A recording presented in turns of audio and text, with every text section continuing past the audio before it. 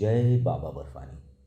अपने जीवन काल में भोले के भक्तगण कम से कम एक बार बाबा अमरनाथ जी के दर्शन करना चाहते हैं।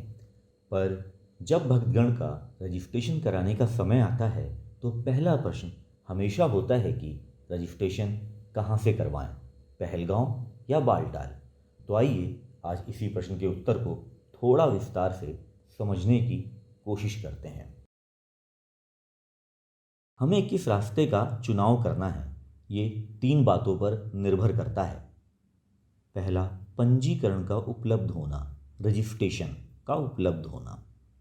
दूसरा, समय। और तीसरा, आपकी आस्था।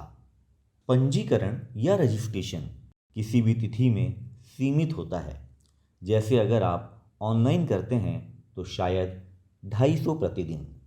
तब आप जिस तिथि या डेट को जाना चाहते हैं उस तिथि में जगह होना बहुत ज़रूरी है।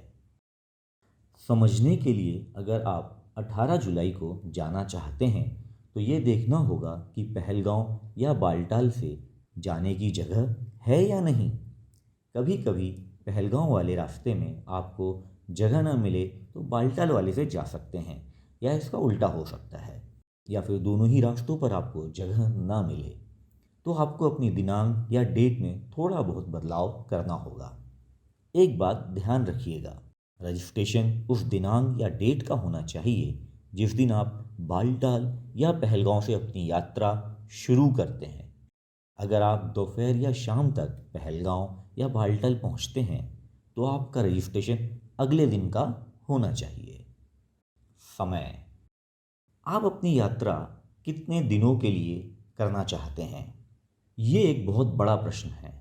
तो आइए जानते हैं कि हमें कौन सा साधन और मार्ग प्रयोग करना है जिससे हम अपने समय अनुसार अमरनाथ जी की यात्रा सुगम और यादगार बनाएं। हमें जम्मू से पहलगांव या बालटाल जाने में लगभग 1 दिन लग जाता है, और अब हमारे पास 2 मार्ग हैं और लगभग 3 साधन, चॉपर, घोड़े और पैदल। अगर आपको चॉपर से जाना है तो बालटाल या पहलगांव से 1 दिन में आप आना जाना और दर्शन कर सकते हैं। अगर आप घोड़े या पालकी से जाना चाहते हैं तो पहलगांव से 2 दिन और बालटाल से 1 दिन में ही आना जाना और दर्शन हो जाते हैं। अब अगर आप पैदल अपनी यात्रा को करना चाहते हैं तो पहलगांव से 3 या 4 दिन में और बालटाल से 2 दिन में आना जाना और दर्शन हो जाते हैं। अब हमें पैदल मार्ग को थोड़ा और विस्तार से समझने की आवश्यकता है। अगर आप पहलगांव से जाते हैं तो पहला दिन पहलगांव से शेषनाग, दूसरा दिन शेषनाग से पंचतरणी और तीसरा दिन पंचतरणी से अमरनाथ जी की गुफा।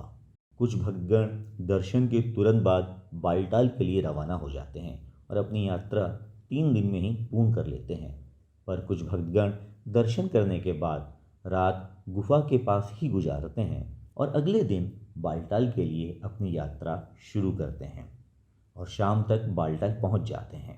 इस तरह से वो 4 दिन में अपनी यात्रा पूरी करते हैं। अब प्रश्न आता है आस्था का।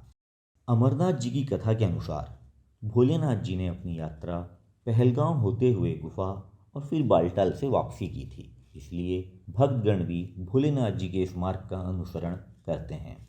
अगर कोई बालटाल से पूरी श्रद्धा के साथ जा रहा है तो भोलेनाथ की कृपा तब भी सब पर बराबर ही रहती होगी।